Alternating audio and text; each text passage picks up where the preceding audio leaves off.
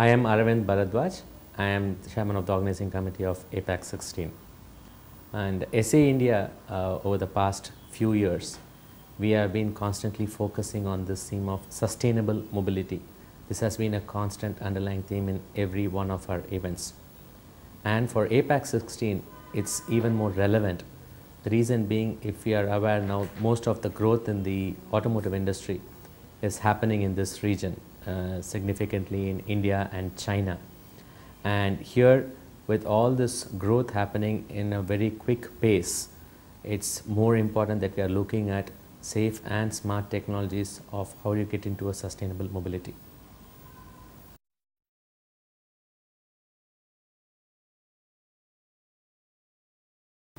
Innovation, again, it's really the key, because when we are actually looking at the population which is living in this Asia Pacific region, and we need to really find different ways and not reinventing the wheel, and find different methodologies of moving forward and getting a sustainable mobility.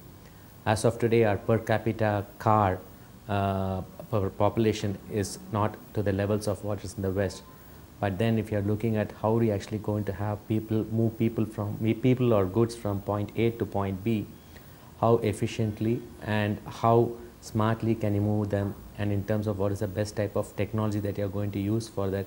And herein lies the way of how you are going to innovate. One quick example which we do here is, if you are looking at the two-wheeler usage in India, it's one of the highest in the world. So that if you are looking at from the weight of the person, that is a payload, to the weight of the vehicle, you see a very efficient way of moving. And once the per capita income rises, the aspirations for personal mobility, you got your Tata Nano car is a classic example of how the concepts of frugal engineering, which we are very well known for, and how we are going to adopt it and innovate it, and also really satisfy the mobility needs of the community in a sustainable manner.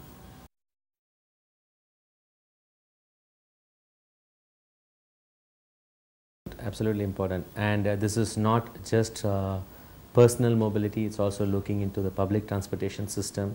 And this is where we need to actually strike the compromise in terms of what is the personal aspiration of the population in terms of their personal needs and mobility, and what is the societal requirements in terms of making it sustainable.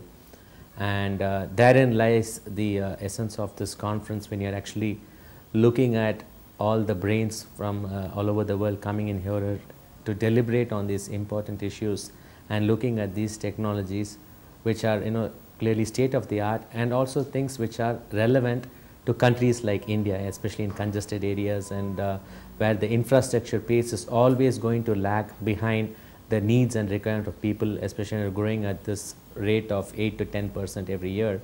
So you cannot put in the infrastructure at that pace as what the people are going to need it for.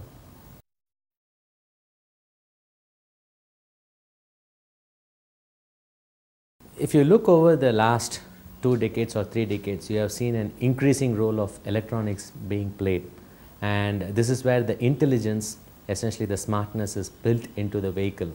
Initially, if it started just purely for meeting the emissions requirement in the early 70s, it has moved into the creature comforts and also the productivity and efficiency of the vehicles. So that is one trend which I would say. The second one, if you are also looking at in terms of the competitive nature of the market, where you are having all the OEMs putting in, and also looking at the individual requirements of each of these markets, there is a lot of focus in terms of shrinking the product development cycle. And herein you see the growth of IT and the CAD and CA, the simulation techniques that are going in to essentially shrink the development cycle part of it, and that is again another focus area in terms of the topics. The third part which I would like to see is, we are all going through an energy crisis globally. If you are looking at the population of India and China, how are they going to, if they start consuming the amount of energy that the the Western economies are consuming, I think then we will quickly run out of these resources. So here, looking at alternate propulsion systems, CNG is a classic example in India, how we have done, and there is also other cases of where you are doing with LPG, looking into hybrid electric propulsion. So many of these things, if you are looking at China, they are quite far ahead in terms of the electric propulsion and the battery technologies.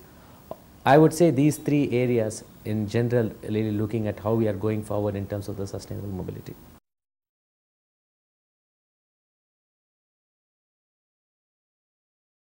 No, I think we are not, in my opinion, I'll even get this answer go, because in my opinion, I don't think we are not on this CO2, because we are more in terms of homogenizing with the EC in terms of the regulations for the BS3, BS4, BS5. So we are still in the early stages of getting in there. But I think as we keep moving along, when the emissions requirements become more stringent, I think that is where there'll be a lot more focus coming in. I think at the present stage, I think we are more focused on getting our vehicle more efficient and effective, and also meeting the current norms of emissions, how we are going in.